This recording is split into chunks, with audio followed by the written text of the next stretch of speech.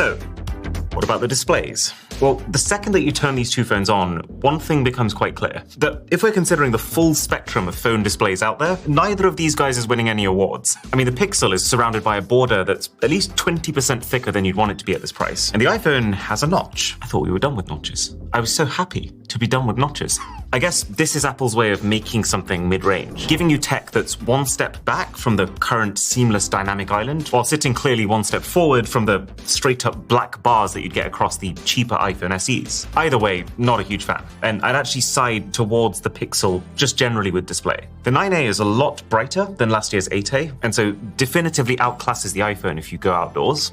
You know, if you're into that. Plus, Google's managed to get a 120Hz refresh rate onto here. Actually, let me rephrase. Apple hasn't managed to get a 120Hz refresh rate onto here.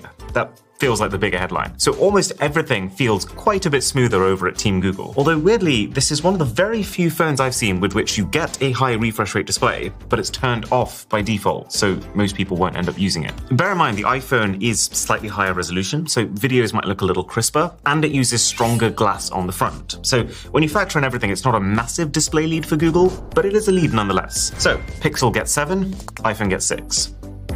And while we're watching content on the phones, how's the audio quality? This is Pixel.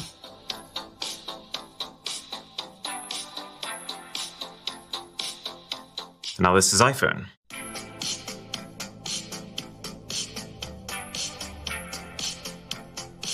Okay, the iPhone sounds very good. Like, as good as its flagship counterparts. You feel like you're hearing the full range of your music, right down to the bass. The Pixel is still very much acceptable phone audio, but just noticeably more compressed sounding. But then the other side to the audio coin, which is every bit as important, is how clear are your phone